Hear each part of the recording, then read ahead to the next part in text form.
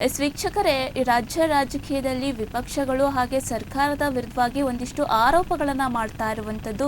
ರಸಗೊಬ್ಬರ ಅಭಾವ ಹಾಗೆ ಬಿಡದಿ ಟೌನ್ಶಿಪ್ ವಿಚಾರಕ್ಕೆ ಸಂಬಂಧಪಟ್ಟಂತೆ ಒಂದಿಷ್ಟು ಗೊಂದಲಗಳು ರಾಜ್ಯ ರಾಜಕೀಯದಲ್ಲಿ ಉಂಟಾಗ್ತಾ ಇದ್ದಾವೆ.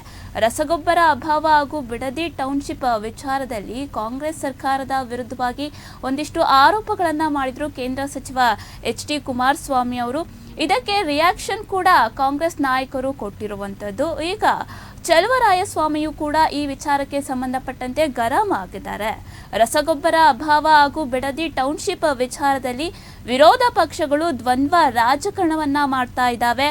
ಅದರಲ್ಲೂ ಕೂಡ ಜೆಡಿಎಸ್ ಅವಧಿಯಲ್ಲಿ ನಡೆದಂತಹ ಟಿಕೆಟ್ ಫಿಕ್ಸಿಂಗ್ ಹಾಗೂ ಭ್ರಷ್ಟಾಚಾರದ ಬಗ್ಗೆ ಮಾತನಾಡಲು ಮಾಜಿ ಸಿಎಂ ಎಚ್.ಡಿ. ಕುಮಾರಸ್ವಾಮಿ ಅವರಿಗೆ ಯಾವುದೇ ತರಹದ ನೈತಿಕತೆ ಇಲ್ಲ ಅಂತ ಇದೀಗ ಮಾಜಿ ಕೃಷಿ ಸಚಿವ ಎನ್. ಚಲುವರಾಯಸ್ವಾಮಿ ತೀವ್ರ ವಾಗ್ದಾಳಿಯನ್ನ ನಡೆಸಿರುವಂಥದ್ದು. ವಿಪಕ್ಷ ನಾಯಕ ಆರ್. ಅಶೋಕ್ ಹಾಗೆ ಎಚ್.ಡಿ. ಕುಮಾರಸ್ವಾಮಿ ಅವರ ರಾಜಕೀಯ ನಿಲುವುಗಳ ವಿರುದ್ಧ ತೀವ್ರ ಆಕ್ರೋಶವನ್ನ ವ್ಯಕ್ತಪಡಿಸಿದ್ದಾರೆ.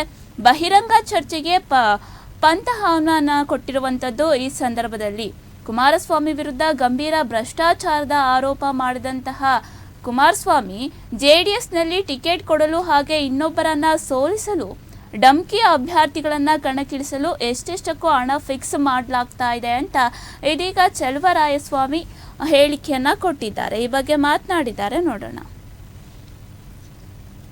ನನ್ನೇನೋ ಮೊನ್ನೆ ಬೆಂಗಳೂರು ಮಂಡ್ಯದಲ್ಲೂ ಮಾತನಾಡಿದ್ದಾರೆ.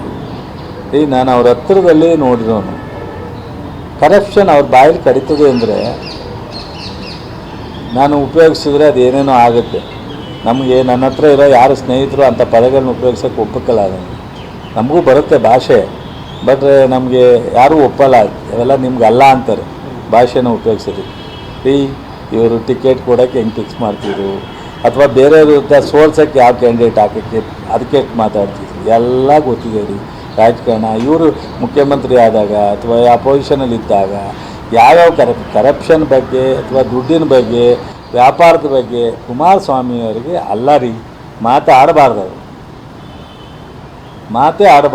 ಅವ್ರಿಗೆ ಈಗ ನೋಡ್ರಿ, ಅವ್ರ ನೈತಿಕತೆ ಅನ್ಕೋತಾರೋ ಅದನ್ನು ಜವಾಬ್ದಾರಿಯುತ ಸ್ಥಾನ ಅನ್ಕೊಂಡು ಮಾತಾಡಲ್ವೋ, ಅವ್ರು ಆಡಬಾರ್ದು ರೀ. ಮಾತಾಡೋಂಗಿದ್ರೆ ಎದುರುಗಡೆ ಬಂದು ಮಾತಾಡಬೇಕು. ಈಗ ನಮ್ಗೆ ಅಸೆಂಬ್ಲಿಲಿ ಅವಕಾಶ ಇಲ್ಲ ಅವ್ರಿಗೆ, ಅವ್ರು ಕೇಂದ್ರಕ್ಕೆ ಹೋಗ್ಬಿಟ್ಟಿದ್ದಾರೆ, ನಾವು ಇಲ್ಲಿದ್ದೀವಿ. ಅಸೆಂಬ್ಲಿಲಿ ಚರ್ಚೆ ಮಾಡೋಕ್ಕಾಗಲ್ಲ ಅವರು.